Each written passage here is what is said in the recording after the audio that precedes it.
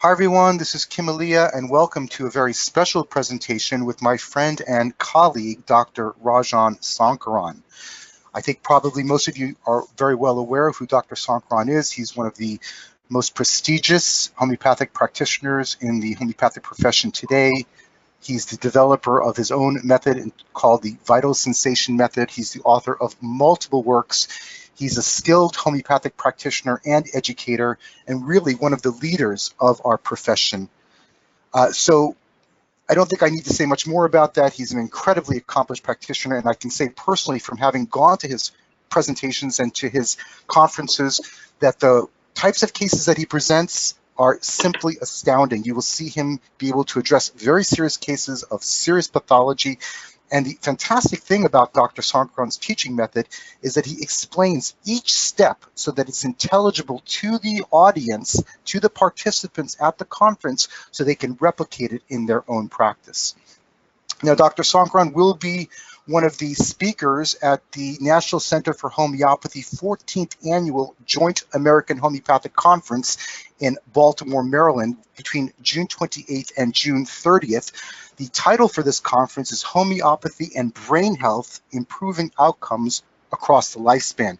This is an exciting topic, and we've got a star-studded lineup of speakers for the conference, including people like Karen Allen, who will be presenting on fright, shock, and head injury. Iris Bell, the foremost researcher on neurophysiology to study homeopathy remedy effects. Miranda Cachel will be presenting on something called brain boosters. Dr. George Dimitriadis from Australia will be flying over and presenting pharmacography, pure and applied part 1 and part 2. I will also be there, and I'll be offering a presentation entitled The Brilliance of Hahnemann in Modern Day Practice. We'll also be having Drs. Paul Herskew and Amy Rothenberg offering a presentation entitled Landscape of Mind, the Promise of Homeopathy for Cognitive Emotional Health. Of course, Dr. Sankaran will be offering multiple presentations, including the homeopathic treatment of mental illness and the art of the follow-up session, combining homeopathy with complementary therapies. And we'll also have George Vatulkas presenting on juvenile autism and asthma. So as you can see, this is a star-studded lineup, and there will be many other presenters as well who will be offering cases on cure cases of multiple sclerosis and many other very serious brain disorder type issues. So this is a great opportunity for people to come together, learn about the highest level of homeopathy, to meet your friends, to become inspired again, and to really learn how to become the best practitioners that we can be. Now, right after this seminar on July 1st and July 2nd, Dr. Sankaran will also be offering a 2-day seminar in the Baltimore area entitled The Three-Dimensional Approach to Case-Taking and Analysis. It's in the same hotel as the Joint American Homeopathic Conference and will be following immediately afterwards. We'd like to make it nice for you, everybody, a good opportunity for everybody to participate either in the Joint American Homeopathic Conference or both of these conferences. You can go to the National Center of Homeopathy website and get more information there. But what we'd like to do is offer a special incentive. So if people by March 18th decide that they would like to sign up for the Joint American Homeopathic Conference, we will provide for them free of charge Dr. Rajan Sankaran's Repertory Learn Desire to series. This is 8 lectures for totally free if you simply participate in the Joint American Homeopathic Conference and or the 2-day Sankaran Conference immediately following. Here you can see how you can actually get your information. Once you've registered for the conference or conferences, you can simply email us at lucy@synergyhomeopathic.com with proof that you have registered, and we will provide this free course for you. In addition, we'd like to make it even more interesting for people, so we will give you, from the Whole Health Now website, any course that you want, we will give you $100 off.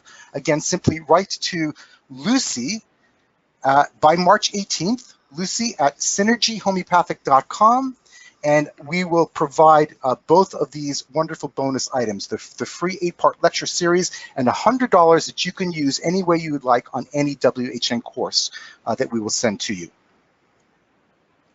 I'd also like to quickly mention that the Northwestern Academy of Homeopathy, which is a 4-year professional training program in homeopathy, a CHINA accredited school, will be also offering another seminar with Dr. Sankaran between September 26th and 29th in Minneapolis, Minnesota.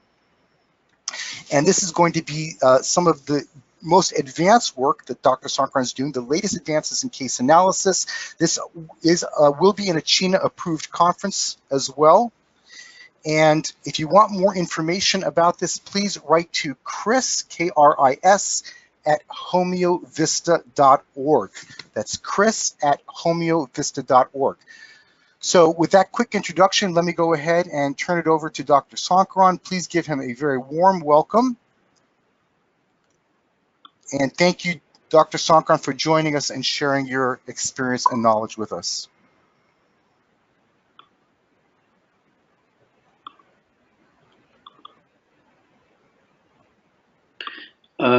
Thank you, Kim, for that introduction. And I would like to speak about my approach to cases. And what I found was that homeopathy really produces wonderful results,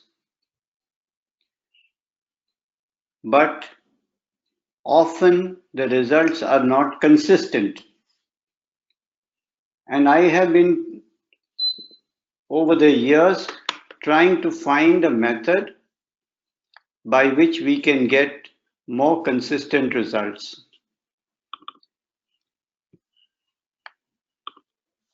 One of the reasons how we could get more consistent results is to view the case from different angles. Normally, we view the case only through the angle of symptoms, but there are other viewpoints as well.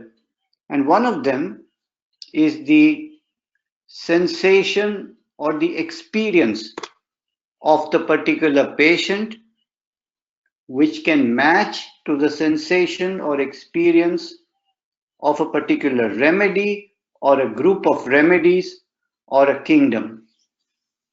And if we look at the case from these two sides, one could say one is like a left-brained approach, which is more factual, more symptomatic. And on the other side, if we look at it through the right-brained approach, which is more conceptual, more experiential, and if both the sides match the remedy, then we can be much more sure about our results. I want to illustrate this idea through a case of a 3-year-old child who came with recurrent allergic bronchitis and constipation. Since 1.5 years, the child develops cold and wheezing, and they have to very frequently go to the doctor and give him bronchodilators and antibiotics and things like that. And he also has constipation. And during this cold and cough, he throws up a clear sticky mucus, and he gets also nasal discharge, which can be green or white. The cough is more at night, and he has many coughs at a time. It's like a paroxysmal cough, and he goes red in the face when he's coughing.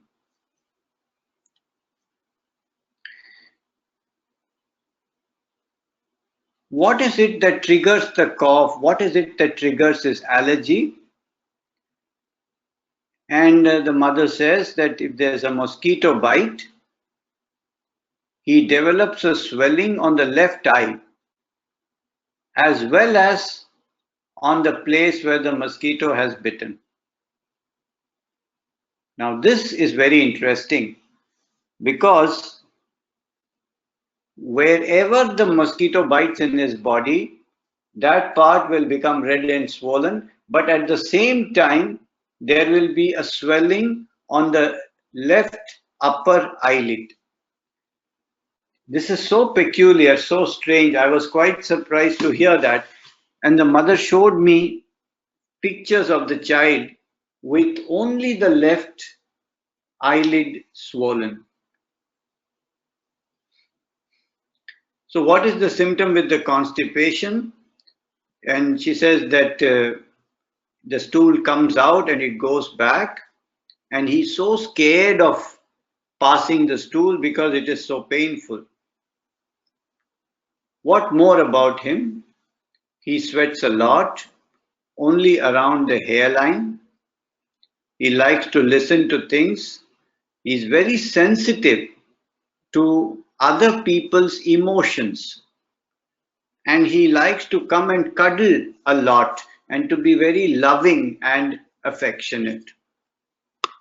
And what is it that he's sensitive to? What affects him a lot is when anybody goes away from him, like any visitor, his grandparent or a friend, whoever it is, when they go away, he's very, very affected by this.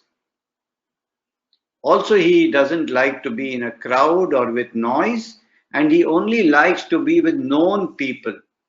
He likes to cling on or hold on or be in the lap of somebody, and especially he wants to be with familiar people and familiar places, and he's quite uncomfortable in the unknown. More about the child. So he loves to dance and he loves to read. He enjoys sport, he enjoys running, he's very active. He enjoys music, he likes the rhythmic music, and he can learn dance very quickly. And when somebody is unwell or even emotionally not well, he somehow senses it and he comes and cuddles them, and he's very affectionate to them. What are his main fears?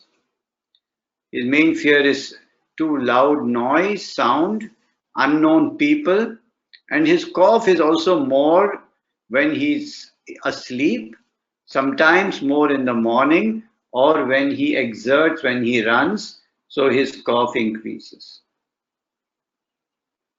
Now, this is the information we have about the child. We have information about his allergy, his cough, his constipation, his nature, his perspiration, his sensitivities, his fears. And normally what happens when we have all of this information is that we can get quite confused. And when we get confused, what we do is we often pick that which is familiar and then jump to a particular remedy. For example, we may say, he's very affectionate, so he could be phosphorus, or he's sensitive to music and dancing, maybe he needs tarantula, he needs carcinosin, So we hold on to something that we know and we try to make the case fit into that particular remedy.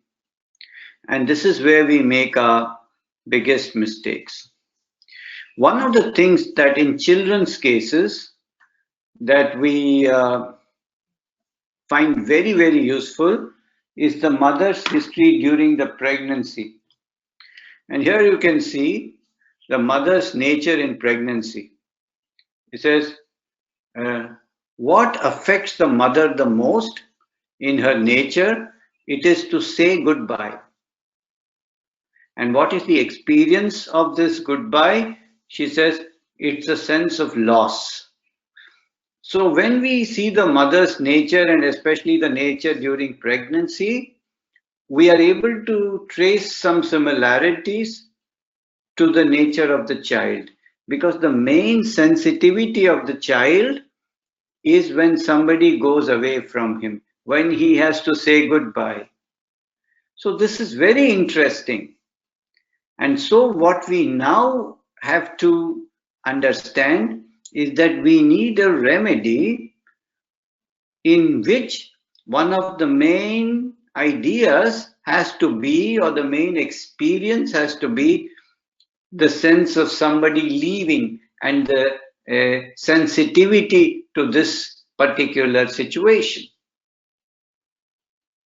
So in this way, when we create a portrait of the disease, we need to identify the most peculiar aspects of the patient, both in terms of symptomatology and sensitivity, and give that particular aspect the correct proportionate importance in matching the remedy. This is the main secret that I learned. So from this, we understand that what we need in the remedy is this idea of the sensitivity to separation. And the opposite of this separation is the idea of cuddling, is the idea of clinging, is the idea of being in somebody's lap, is the idea of being very affectionate, and the idea of needing people and places which are very familiar. So you can see the two opposites here. The one is the clinging, the holding on, the affectionate, the hugging, the cuddling, and on the other side, the separation, the moving away. So then a pattern begins to emerge in our mind that this aspect must be very important in the remedy. But it's not only important to know what aspect is important, but to also get the exact detail, because they say the devil is in the detail. And so I asked the mother, what do you experience when you have to say goodbye? And the mother says that I experience a sinking, a discomfort in the gut. My heart sinks completely. What do you mean? I asked her. Can you explain this sensation a little bit more? She says it's a feeling in the chest, like a weight has been put on the chest. I can't breathe, as if some big amount of weight has been put on the chest. And I ask her, where exactly do you feel this weight? And she says, it's right in the middle of the chest. And she points to her sternum, right in the middle of the chest, and it's very close to the heart. You see, I was talking with some of my colleagues and my students yesterday, and I said something to them. I said, you have to see homeopathic case taking as an adventure. You should not try to classify the patient into the remedies that you know. The idea is the exploration of what exactly is this particular individual experiencing. That's the whole adventure, isn't it? Are we ready to go into the unknown and into the experience of the patient exactly? Rather than saying, oh, I know what this is, you don't know anything. The patient knows everything. So the idea of the homeopathic case taking should be an adventure into the unknown. And then when you get the information, the complete information, then you can see what to do with it, not before. So it's very interesting. You see, when the mother says that I am sensitive to saying goodbye and I experience loss, this is even somewhat common, but her exact experience of the sinking of the heart and the weight on the sternum, this is so individual. So I asked her to describe this a little bit more. I said, how does it feel in the middle? She says, it just breaks. Your heart just breaks. And I said, describe, what do you mean by break? And she says, it's shattered. What do you mean by shattered? And I said, I ask her now, tell me the word break and shattered without the context. That means totally out of context to whatever you have said so far. Totally out of context to the situation. Totally out of context even to the idea of saying goodbye. Completely on its own, can you describe the word break and shattered? This is a form of questioning which really yields results, because when the patient is giving the experience and a word comes up which is unexpected, I mean, why would somebody say break and shattered here? And so what we could do, and what I do in my practice, is to disconnect that experience word from the context and just let the patient describe that word and whatever spontaneously comes up from her unconscious. Because the idea is we don't have to know what is logical or what makes sense. It's what doesn't make sense that's peculiar. So then she says, and she uses her hands this time, and she says, break and shattered is falling apart. And she brings her hands together and then takes them apart from each other and says, it's this kind of falling apart. And I said, describe a little bit more. What is falling apart? She said, it's breaking and it's not being put together. And then she brings her hands towards each other and just crosses them into each other. That is together. And the opposite is to fall apart. So in some sense, at a conscious level, she has a grief of loss or grief of saying goodbye or grief of parting with someone or separating from someone, whatever it is at a logical mind. But at a subconscious mind, at a deeper level, the idea is this coming together and going apart. This is what she senses or experiences in her sensitive situation. And from this experience of the mother, because the child is sensitive to almost exactly the same situation, we can almost assume that the child experiences this sensation of something coming together and something going apart as his main idea. Having now this information from the mother also and from the child, we can analyze the case using the 8-box method. Well, the 8-box method is just a fancy name for looking at the case through 8 windows.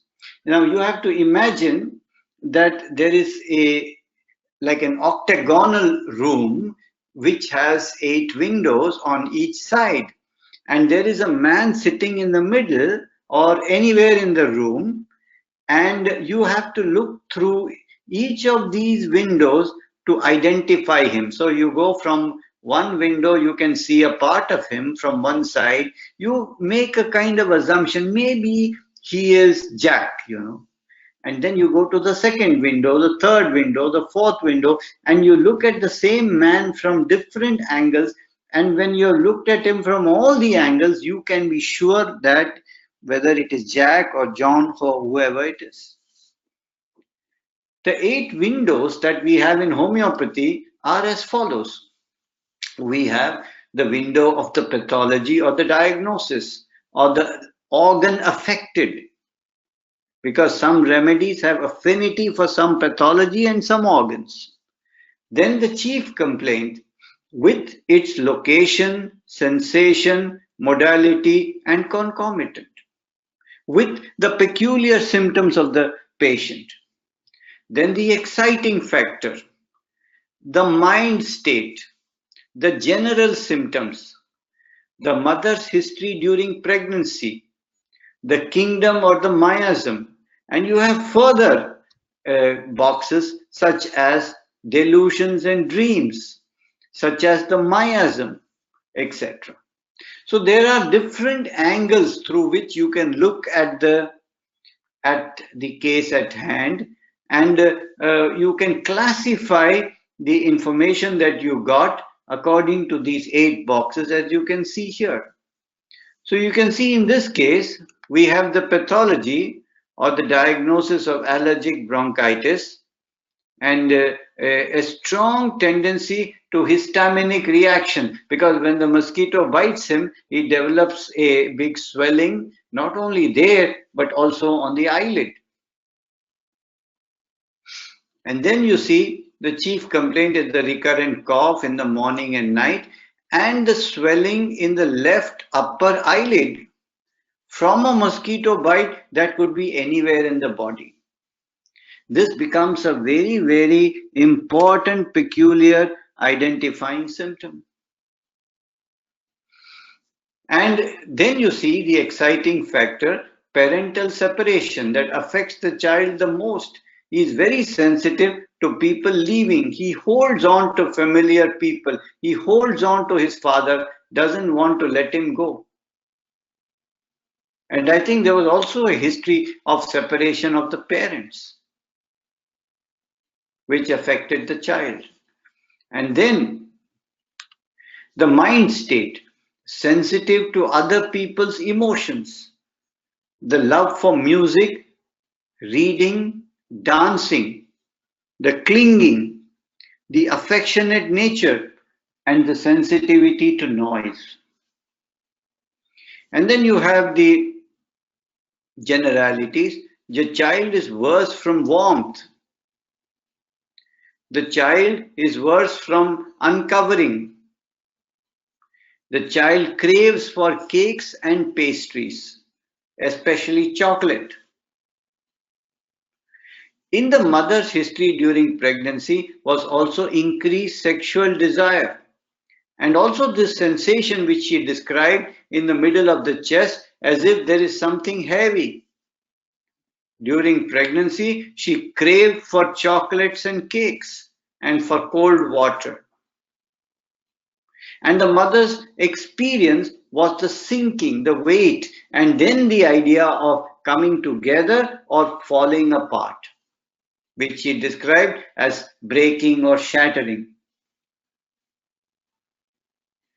So from all of this information, what we need to do is to identify one of that seems to be the clearest and the surest in the case.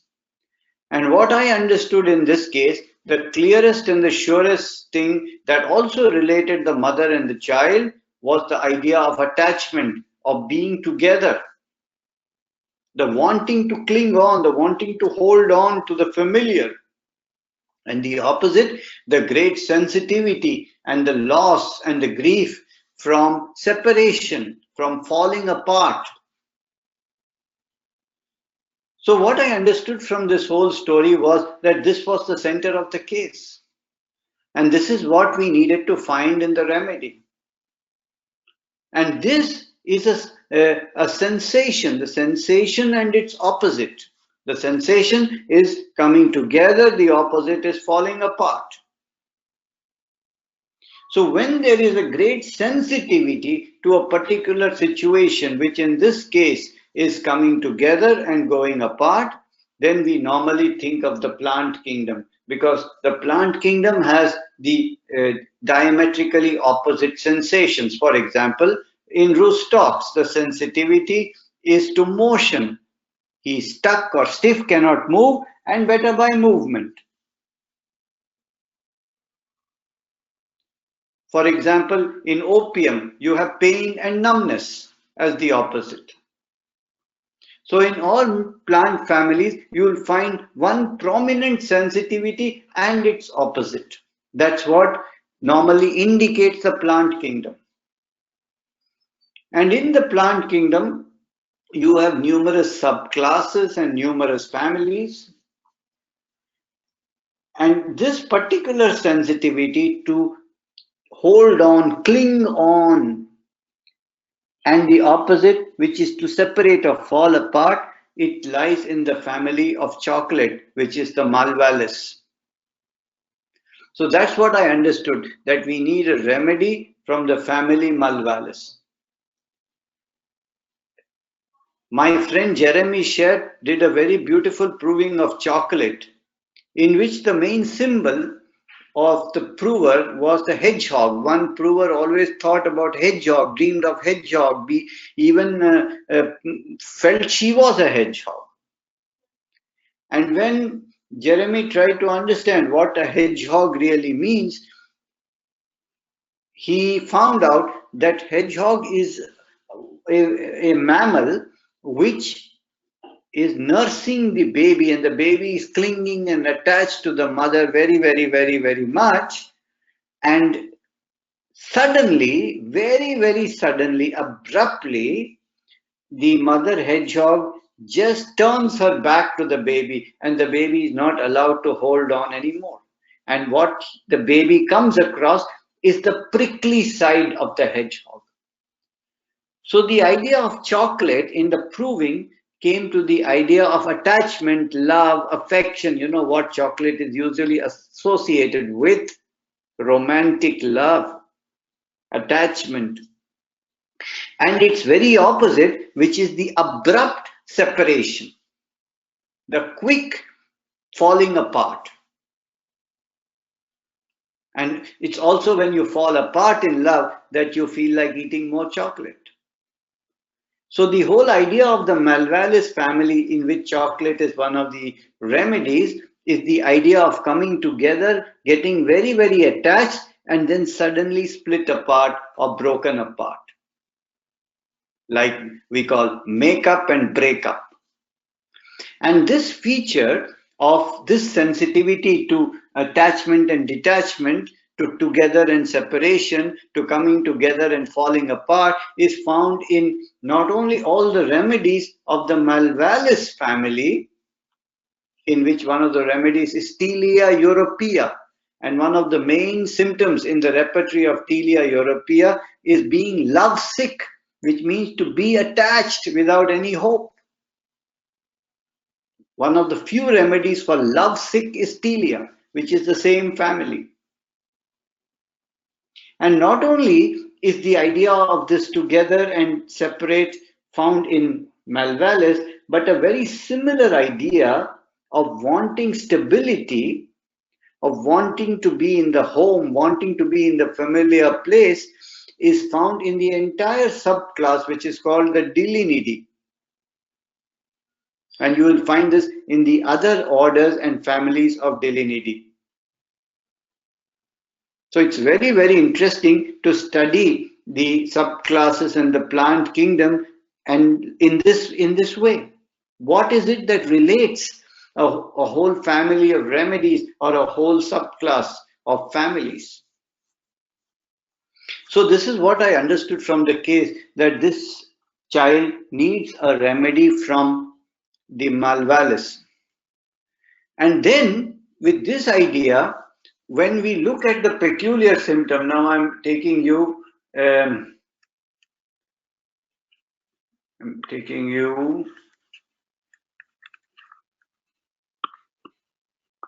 the MAC repertory, and you can see here that when you look in the eyelid, this is so interesting, and when you go to eyes and swelling in the eyelids, and then you see here in the left eyelid, it's very interesting here. And let us see if we can get even upper eyelids and left. And you find there are 11 remedies. And interestingly, one of them is from the Malvalis family, which is Kola nut. I found this symptom so peculiar that the mosquito bites in the arm and the child gets swelling in the left upper eyelid. So big. So this information can be used now. And then you can see here the entire repertorial chart with the swelling in the eyelid, left upper eyelid, the sweat on the head, the urticaria, the dance, the sympathetic, the affectionate, the clinging, the reading, the music, the rhythmical music, the inquisitiveness, the sensitivity to noise, the cough in the night and morning, and wants to uncover and is worse from warmth. And you see that Kola nut covers each and every single one of these rubrics. Of course, I did not repertorize like this. I first understood that this is a Malvalis family case. Then I looked at the left upper eyelid and I found Kola. And then I did a reverse kind of repertorization. From the Mac repertory, there is a particular feature in the software that says that let me see all the rubrics of Kola nut in the repertory. And from that, I saw that almost every symptom of the child is in the remedy Kola nut. I just cross-checked, and it was quite amazing to see how beautifully it covers the case. And then when we look at the mother's history during pregnancy, she had increased sexual desire, she felt forsaken, she likes chocolate, cakes and pastries and cold drinks. And when you check all these symptoms, you find only two remedies have all of them, China and Kola nut.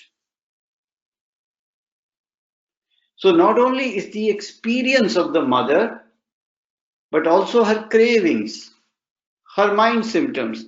And what is most interesting is that when you see the, I'll show you a little bit later, when you see the system, when you see the kingdoms and the Malvalis. The Malvalis, the keywords are attach, attachment, join, bind, bound, bond, connect, together. And then the opposite is detached, apart, disconnected, take apart, estranged. This is the sensation words of the Malvalis. And the active reaction is to be communicative, affectionate, tender, caring, warm, friendly. And the other side is estranged, indifferent. Falling in love is one of the themes of this particular family. And so you can see this in a picture form, what is Malvalis. The falling in love, the caring, the kind, affectionate, linking, uniting, connecting, binding, being a part of, to have a relationship. And the opposite, severed, estranged, broken, split, divided, not together, and so forth.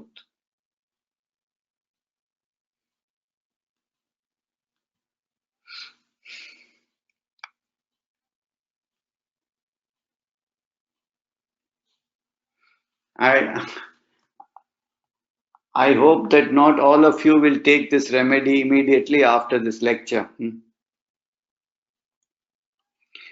So Kola nut comes from the Malvalis, whose main idea is together and separate, connected and disconnect, falling apart. And this is the main sensitivity of the child and the mother.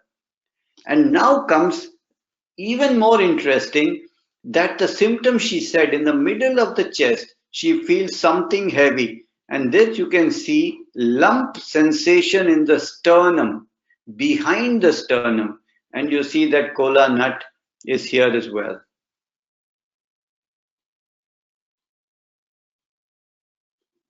So somewhere this is represented also.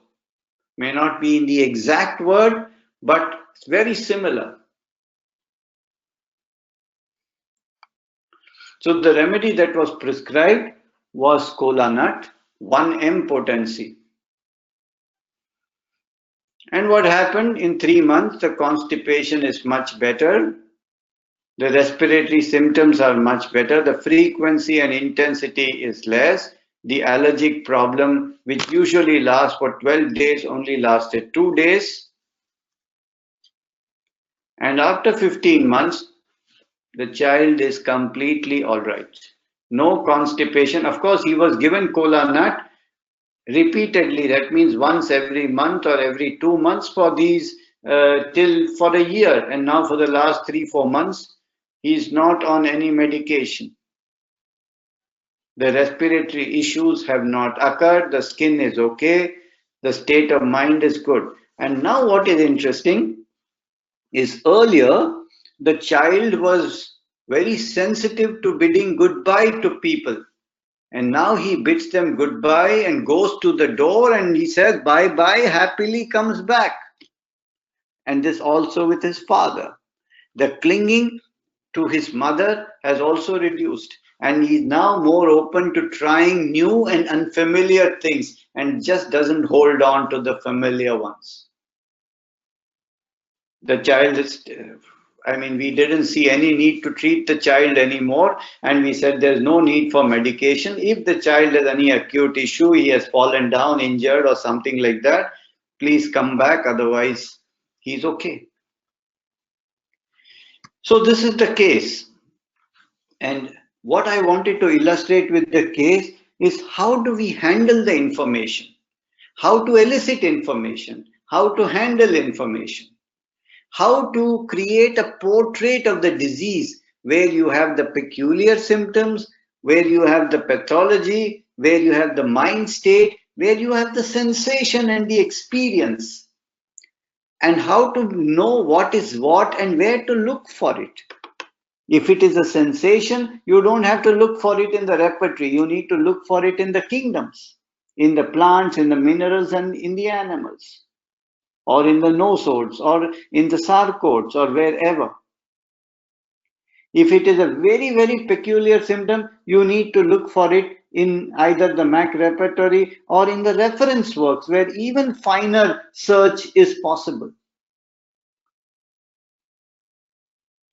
And then how to use our various reference tools in order to identify the remedy and how to study it all.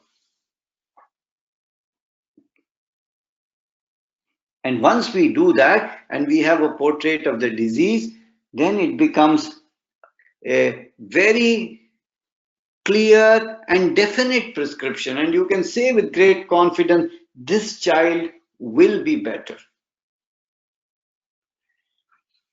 So these are some of the things I wanted to talk to you about, and of course I'll be talking further about it in the various seminars and conferences that I'll be doing in Baltimore with the NCH conference, followed by my 2-day seminar, and further a 4-day exclusive event in Minneapolis later on in October. So I look forward, if you would like to learn more about this, you're most welcome.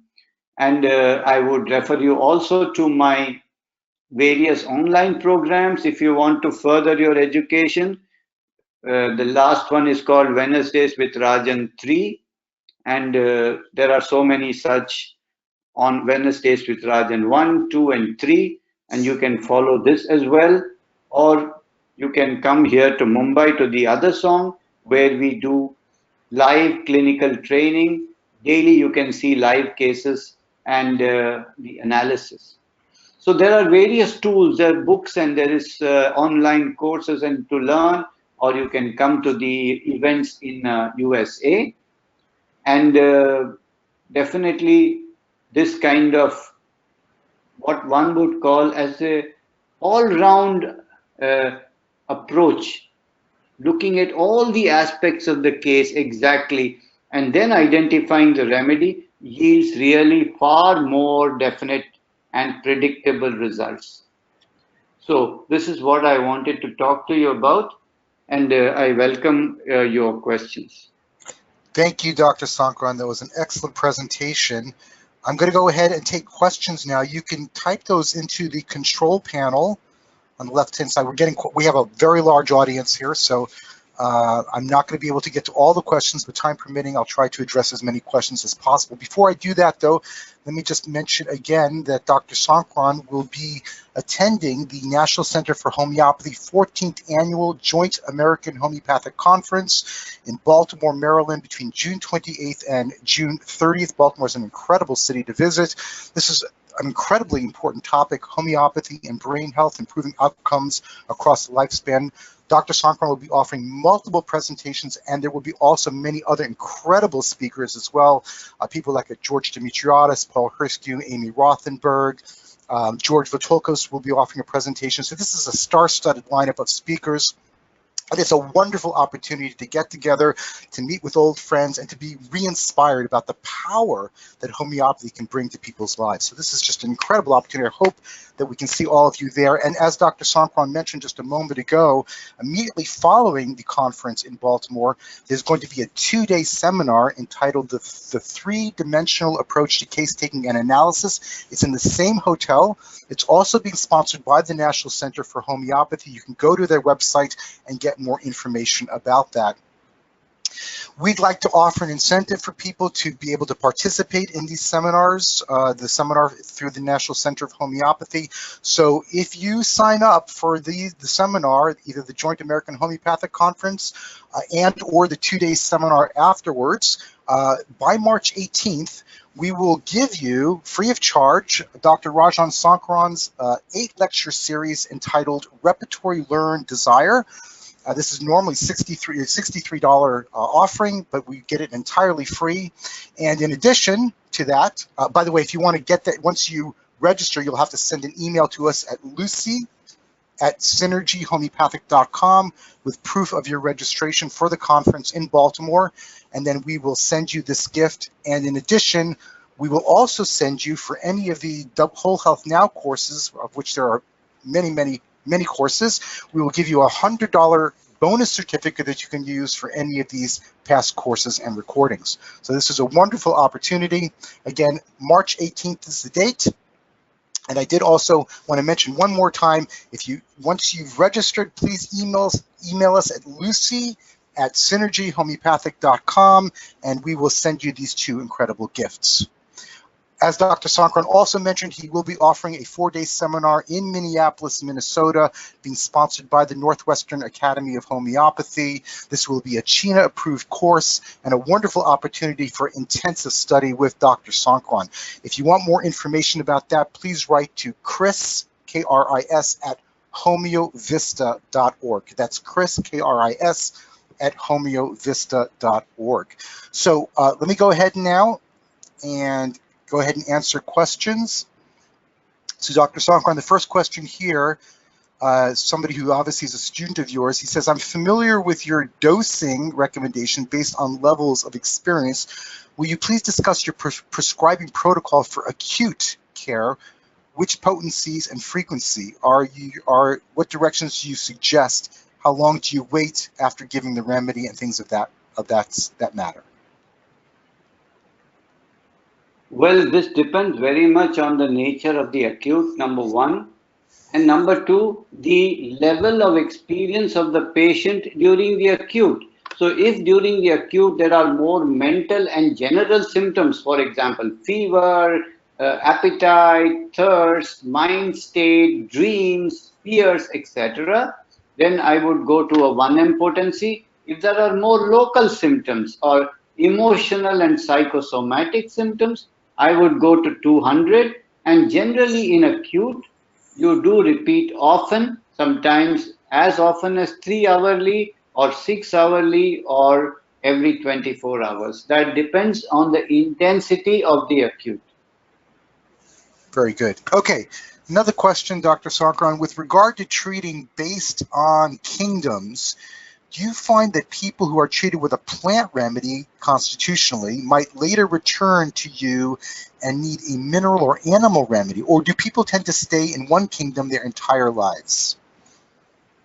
No, it is not true. People can return and they may need another remedy, and the second remedy can be from any other kingdom also. It can be the same or a different. So this kind of typing people into this is a plant person or a mineral person or an animal person is not correct. In practice, this does not hold true. What holds true is the state of the person at that particular moment is an animal state, plant or a mineral state. And when he comes back, there could be a change of state, and that could be from any other kingdom or any other miasm. The only other thing is that we found also that there is a kind of a correspondence between animals, minerals, and plants.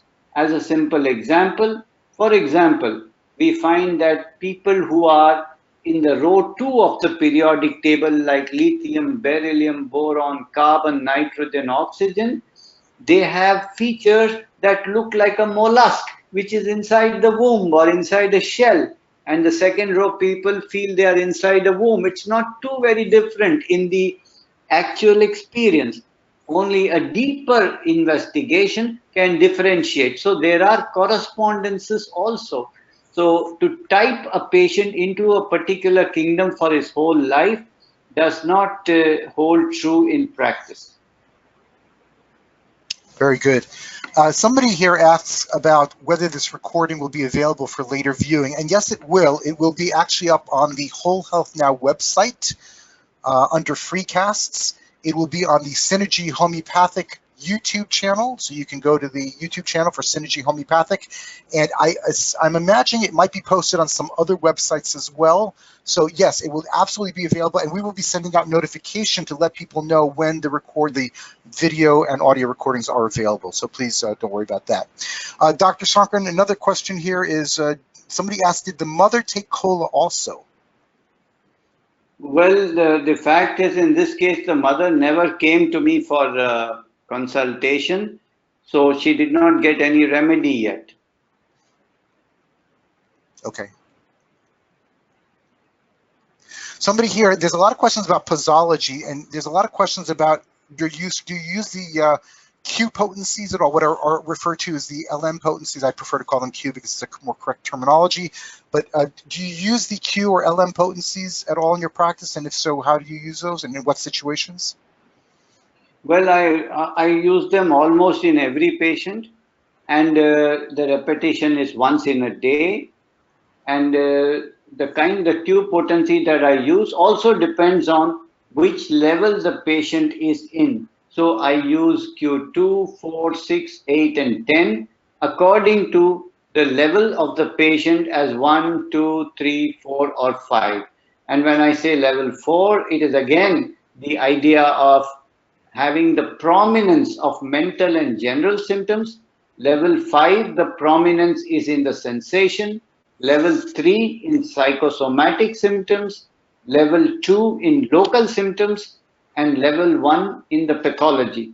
So where is the prominence of the symptoms? That determines the level, and that determines which is the centesimal potency I use and the corresponding Q potency. Great.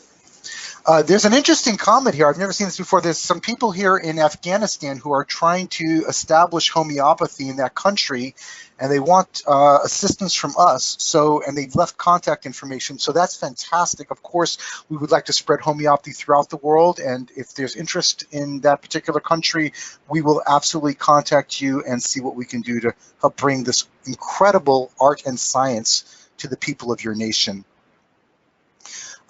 Dr. Sankaran, another question here that's been coming up a lot has to do about how you perceive these sensations in people. And they're curious if during these conferences, because people say they have difficulty understanding how to elicit the sensation. Is this something that you'll be focusing on during your seminars? Absolutely, because this is the crux of the art, isn't it? I mean, I'll give you a very simple example. Suppose you ask a person, what is it that affects you?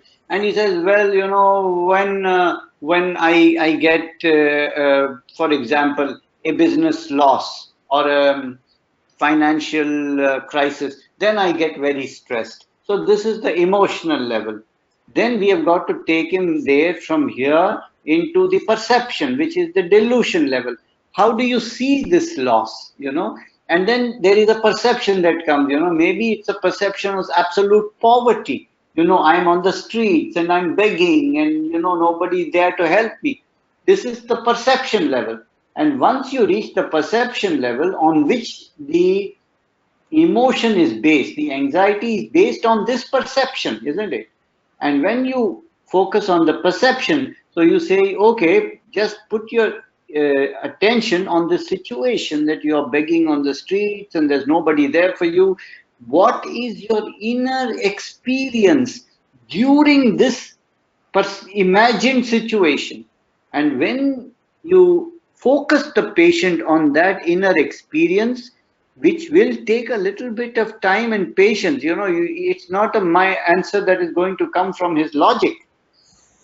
Then, when he focuses on it, what he experiences within him, almost a somatic, a physical experience, that is the sensation. It could be an experience of choking, of tightness, of expansion, of exploding, of anything. It could be anything.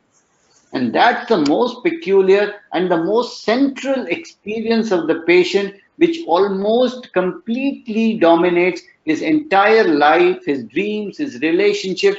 At the basis of everything is this core experience, what we call as the vital sensation. And how to elicit that? There are many techniques which I can show you through video cases or through live cases. Excellent. Dr. Sankaran, somebody asks here if you think that if you had given the Kola to the mother while she was pregnant, if that would have worked for the... Well, logically speaking, yes. When we treat the mother during the pregnancy, we definitely have the possibility of influencing the child's health in a very positive manner. There is no doubt about that. Okay, good.